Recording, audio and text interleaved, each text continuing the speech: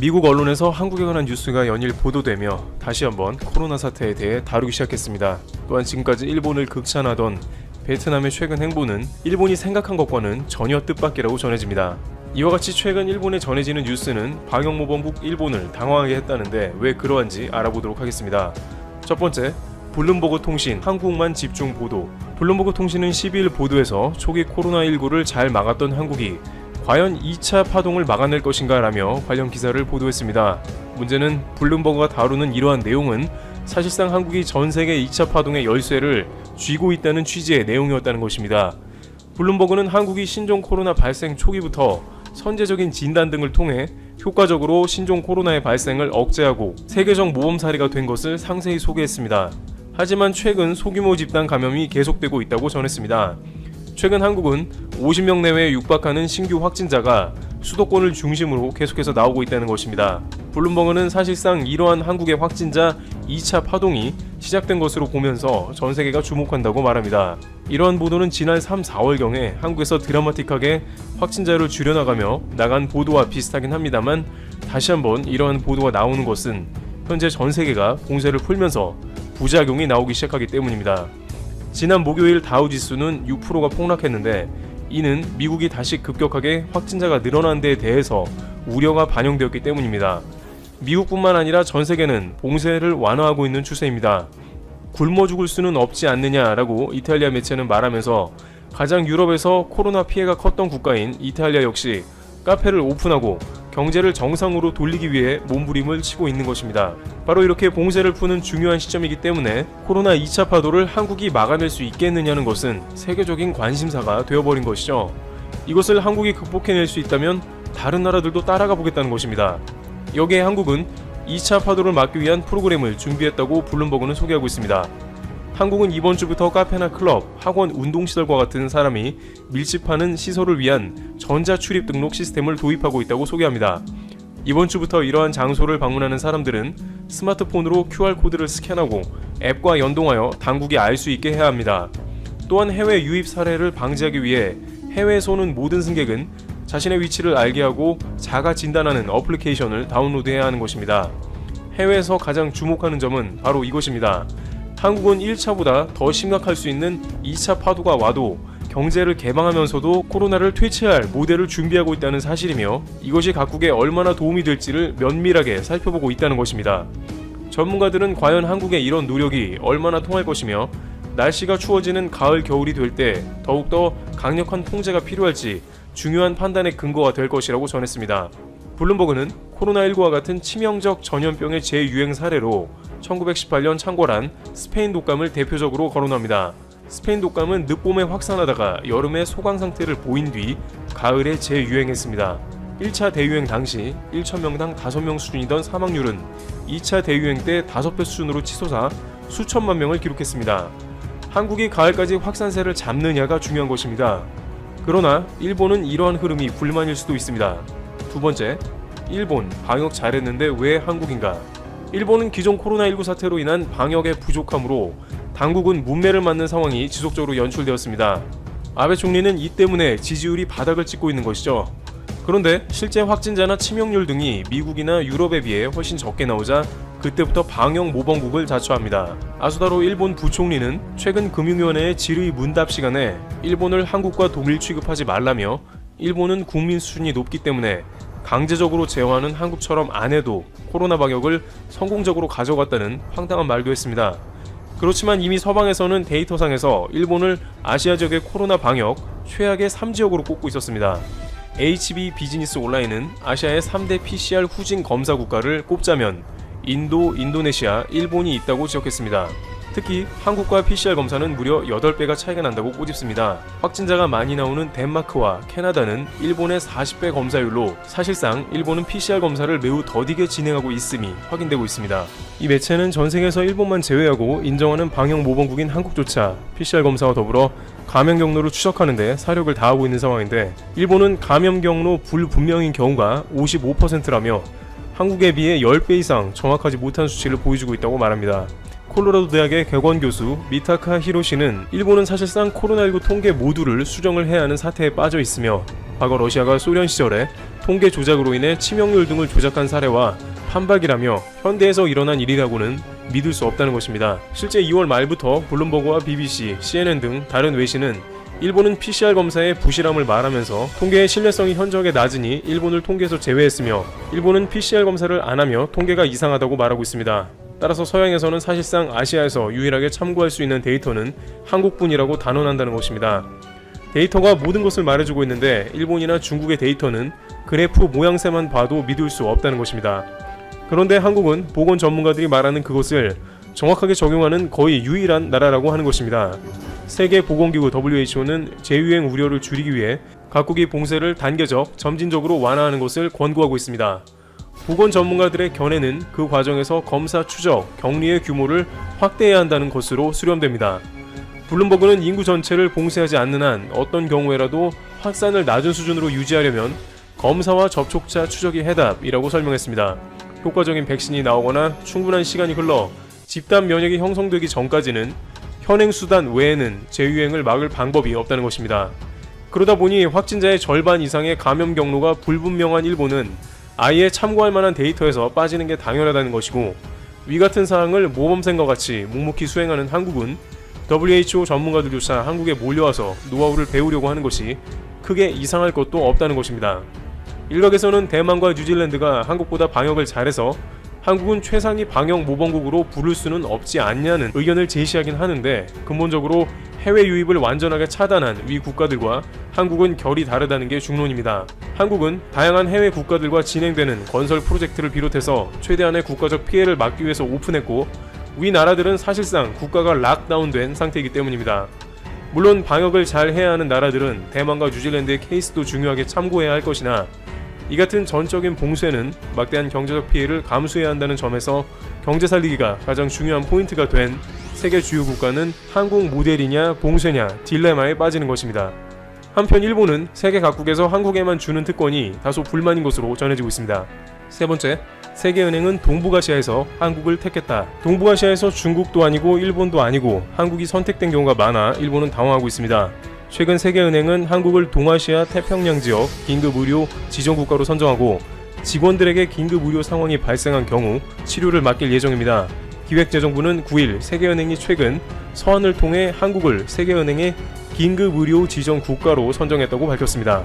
긴급 의료 지정 국가는 세계은행 직원이나 가족이 근무지에서 진료가 불가능한 경우 인접 국가를 지정해 긴급 치료를 받을 수 있게 하는 제도입니다.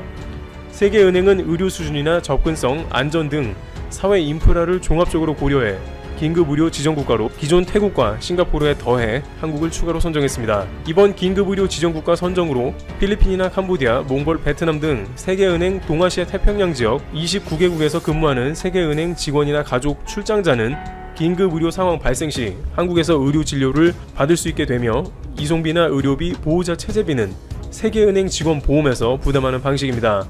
중요한 것은 세계은행에서 동북아시아 국가들 중에 한국과 일본을 저울질하다가 결국에는 한국으로 결정을 내린 것입니다. 이와 같은 소식이 일본 포털을 통해 전해지자 적지 않게 당황하면서 일본과 중국은 제안을 받았지만 거절한 게 아니냐는 주장을 제기하고 있는 상황입니다. 한 네티즌은 한국 수도권 감염이 급속도로 진행되는데 세계은행은 제정신이 아니다는 의견을 제기했습니다. 네 번째, 베트남 정부, 한국이 포스트 코로나19 파트너. 한편 이번 팬데믹 상황으로 한국의 적지 않은 여론 악화와 더불어 일본을 방역 모범국으로 칭했던 베트남은 결국에는 한국을 포스트 코로나19 협력 1순위로 선택을 했습니다. 베트남 정부가 오는 30일 63개 모든 지방정부 최고위급 인사들이 참석한 가운데 현지에 진출한 한국 기업과 대규모 투자 상담회를 개최합니다. 또 코로나19 사태 이후 양국 간 민간 교류 활성화 방안을 본격적으로 모색하기로 했습니다. 베트남은 현재 코로나19로 인해 기업의 50%가 3개월 이내에 부도가 난다고 할 정도로 매우 큰 타격을 받은 상태인데 자국의 경제에 가장 큰 도움을 줄 파트너를 적극 한국으로 선택한 곳입니다. 베트남 정부가 코로나19 사태 이후 현지에 진출한 외국 기업과 개최하는 첫 대규모 투자 상담회인 이날 행사는 베트남 외교부가 먼저 제안하고 주 베트남 한국 대사관이 뜻을 같이해 성사됐습니다.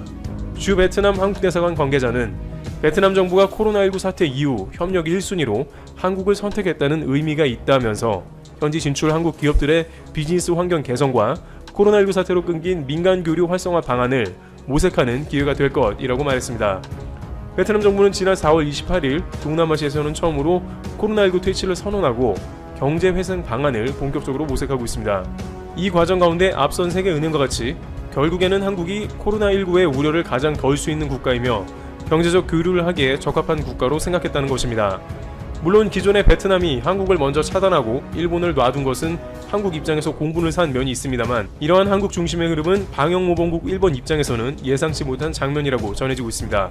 이와 같이 한국은 여전히 전 세계의 최상위 방역모범국으로 인정받는 정황이 세계 언론과 기관, 각국에서 나타납니다.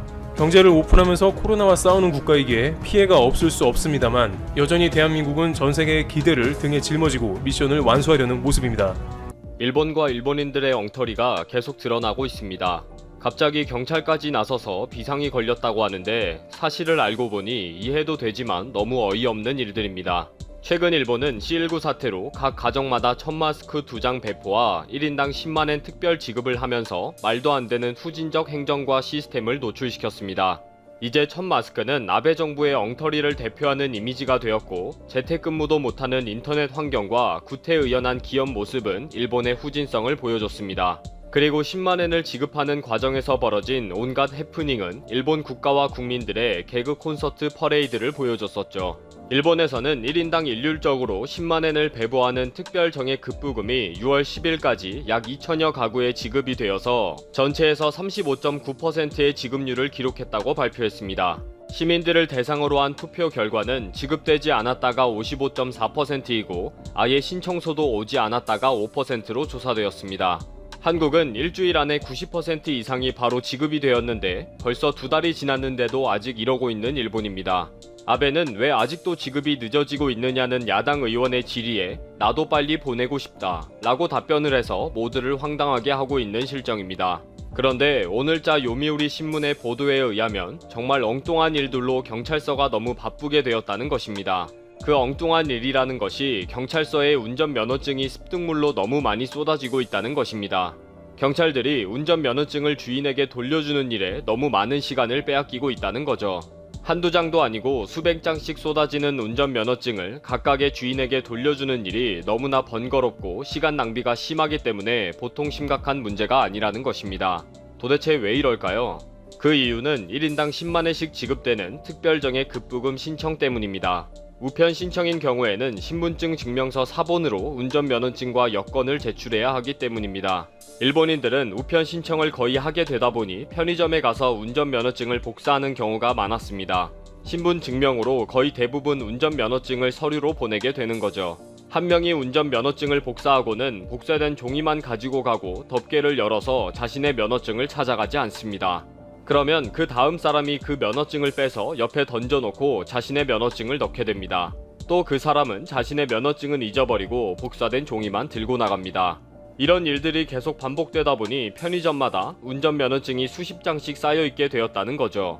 각 현해 경찰서에는 외출 자제를 하게 되면서 최근에 습득물이 계속 줄어드는 상황이었는데 5월과 6월에 갑자기 운전면허증이 폭발적으로 습득물로 증가하고 있다는 것입니다. 각 현해 경찰서 등은 복사기를 이용한 후에 제발 자신의 운전면허증을 찾아갈 수 있도록 덮개를 열어서 확인을 철저히 해달라고 호소하고 있습니다. 아키타현 경찰서에서는 5월에는 199점의 운전면허증이 습득물 신고가 들어왔고 6월에는 10일 현재까지 이미 90점의 면허증이 들어와 있다는 것입니다. 다이센시 경찰서는 5월 7일부터 운전면허증이 습득물로 들어오기 시작하게 되자 경찰서는 주의를 요합니다. 복사 후 자신의 면허증을 찾아가세요 라는 전단지를 제작해서 지역 내 각 편의점에 부착했습니다. 또 편의점에서 독자적으로 대응하는 곳도 있습니다. 세븐일레븐은 행정에 의한 급부금의 지급에 있어서 복사기 사용 후 분신물이 증가하고 있습니다. 운전면허증이나 통장을 반드시 챙겨가시기 바랍니다 라는 게시물을 준비했습니다. 일본에서 운전면허증 습득 신고가 많이 들어오는 것은 초봄입니다. 주로 이사를 많이 하는 전출입 과정에서 운전면허증 복사가 필요하기 때문이죠. 임대 과정에서 계약을 하거나 관공서에 서류를 제출하는 과정에서 운전면허증의 복사가 필요하고, 따라서 복사 과정에서 깜빡 잊어버리고 그냥 가는 일이 많이 생긴다는 것입니다. 그동안 그랬다 치더라도 앞으로가 더 큰 문제입니다. 일본에서는 최근 C19 사태를 맞이해 포인트 환급 현금 지급, 프리미엄 음식 티켓, 관광 쿠폰 지급, 소기업 급부금 지급 등 정말 많은 신청에 필요한 신청서를 우편으로 신청하는 경우가 계속 늘어나고 있다는 것입니다. 이 경우 거의 대부분이 신분증명서의 사본이 필요하다는 것이기 때문에 앞으로도 이러한 운전면허증이나 개인 통장 분실 등의 사례가 계속 늘어날 것으로 보고 있습니다. 일본 정부나 지자체에서는 복사기를 이용하면 분실물이 없는지 여러 번 확인해보기 바란다. 만약 잊어버린 경우에는 즉시 경찰서에 신고해달라고 당부하고 있습니다. 편의점이나 관공서 등의 복사기 마다뿐 아니라 출구 쪽에도 주의사항 게시물을 확대해서 부착하기로 했습니다. 이런 혼란은 이미 예견된 것입니다. 이미 일본에서는 온라인 신청이 계속 문제가 생기면서 자신의 비밀번호를 가르쳐달라, 내 마이넘버를 잊어버렸다, 아무리 해도 안 되더라 라는 민원이 관공서로 몰려들면서 민원실과 공무원들은 아비규환 상태입니다. 그래서 지자체에서 결국 모두 우편으로 신청해달라, 차라리 그것이 더 빠르게 지급되는 길이다 라고 요청할 정도였기 때문입니다. 그리고 이번에 갑자기 운전면허증으로 곤란을 겪은 일본인들은 최근에 면허증을 반납한 고령의 운전자들입니다. 고령의 운전을 하면서 교통사고를 내는 경우가 있기 때문에 일본에서도 고령자의 운전면허증 반납을 사회운동화했습니다. 몇 푼의 사례금을 받고 면허증을 반납한 고령의 세대주들이 면허증을 신분증으로 제출할 수가 없기 때문에 연금 수처뿐인데 또 분실한 경우도 있다는 것입니다. 일본의 노인들은 여권이 없는 경우가 많기 때문에 결국 면허증이 없으면 연금 수처뿐이라는 거죠. 아무튼 뒤죽박죽 난리도 아니었다고 합니다. 마이넘버를 가지면 내 통장에 돈이 빠져나갈까봐 걱정이 되다 보니 일일이 신분증 들고 복사해서 제출하고 도장을 찍어야 한다니 얼마나 번거롭겠습니까? 분실한 운전면허증을 다시 찾느라고 고생하는 국민들이나 주인에게 돌려주느라고 힘든 경찰까지 다들 어렵게 살고 있네요.